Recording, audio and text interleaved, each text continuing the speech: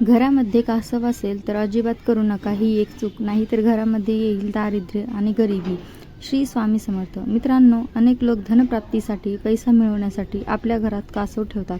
मित्रांनो, काही जण जिवंत कासव ठेवतात तर काही जण धातूचं. कासव कोणतेही असू द्या, ते आपल्या घरात धन, संपत्ती, लक्ष्मी खेचून आणतं. परंतु मित्रांनो, या कासवांच्या बाबतीत काही नियम पाळणे मात्र अत्यंत आवश्यक आहे. जर आपण हे नियम पाळले नाही तर मित्रांनो, ही कासव आपल्या घरात पैसा खेचून आणण्याऐवजी बाहेरसुद्धा घेऊन जाऊ शकता आणि यामुळे आपल्या घरात महादारिद्र्य येऊ शकतं, गरिबी येऊ शकते. चला तर जाणून घेऊया आपण नक्की कोणतं कासव खरेदी ते आपल्या घरात कोणत्या दिशेला ठेवावं व कासवाचं तोंड कुठे ठेवावं, अशा कोणत्या चुका आहे आपण घरात कासव ठेवल्यानंतर करू नये. कासव हा शांत व मंद गतीने चालणारा एक दीर्घायुष्य जीव आहे. कासव अनेक वर्ष जगतो आणि ज्या घरात कासव असते तिथलं वातावरण हे मंगलमय व पवित्र बनतं. त्या ठिकाणी शुभता निर्माण होते. मित्रांनो, अनेक आर्थिक प्रगती करण्यासाठी नव्हे तर ज्या ठिकाणी कासव असते त्या ठिकाणी मोठ्या प्रमाणात सकारात्मक ऊर्जा निर्माण होते.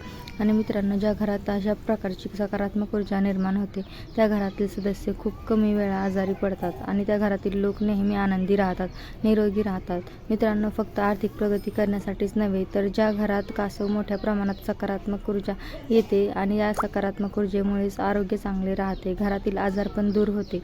मित्रांनो, कासव घरात ठेवण्याऐवजी सर्वोत्तम जागा म्हणजे आपलं देवघर असू शकतो किंवा आपल्या हॉलमध्ये सुद्धा आपण. परंतु मित्रांनो, बाथरूमच्या शेजारी किंवा जी भिंत बाथरूमला लागू असेल किंवा बेडरूममध्ये सुद्धा आपण हे कासव चुकूनही ठेवू नये. मित्रांनो, बाजारात अनेक प्रकारचे कासव मिळतं. जर सप्तधातूचा कासव तुम्हाला मिळाला तर अतिउत्तम. स्फटिकापासून बनलेले किंवा काचेचे कासव सुद्धा आजकाल बाजारात मिळतं. परंतु मित्रांनो, पैसा खेचून आणण्यासाठी तांब्याच्या धातूपासून बनवलेले कासव हे अतिउत्तम मानलं जातं. मित्रांनो, जेव्हा कासव तुम्ही खरेदी करून घरात आणा तेव्हा त्या कासवाला जलाने अभिषेक घालायचा आहे. जर पंचामृत असेल तर अतिउत्तम, तुम्ही त्याने सुद्धा कासवाला अभिषेक घालू शकता. मित्रांनो, कासवाला एवढं महत्त्व आहे कारण मित्रांनो, कासव हे साक्षात लक्ष्मीचे स्वरूप आहे आणि कासव हे विष्णूचे एक रूप आहे. मित्रांनो, जेव्हा समुद्र मंथन झाले, या मंथनाच्या वेळी 14 रत्ने बाहेर पडली आणि त्यामध्ये अमृत कलश देखील होता. आणि मित्रांनो, समुद्र मंथनाच्या वेळी कासवाने महत्त्वाची भूमिका बजावली होती, महत्त्वाची कामगिरी पार पाडली होती. कासव हा श्री विष्णूची दुसरे अवतार आहे आणि अशा पवित्र कासवाला घरात आणल्यानंतर आपल्याला अभिषेक घालायचा आहे.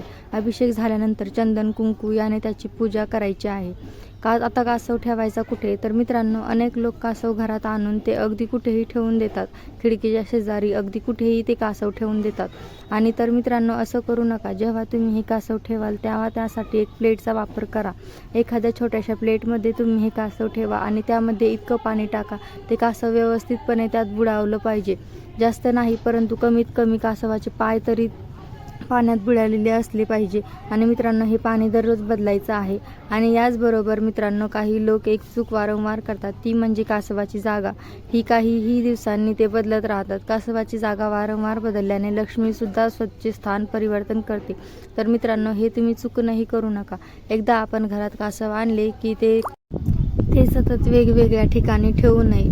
मित्रांनो, तुम्ही जर एकाच उत्तर दिशेला ठेवले तर त्याचा खूप चांगला परिणाम तुम्हाला दिसून येईल.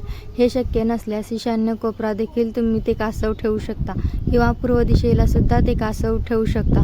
परंतु मित्रांनो, नैऋत्य दिशेमध्ये म्हणजेच दक्षिण आणि पश्चिम दिशेच्या कोपऱ्यामध्ये हे कासव चुकूनही ठेवू नका. यामुळे पैसा येत तर नाही, परंतु आपल्या घरात असलेला पैसा हा बाहेर निघून जातो.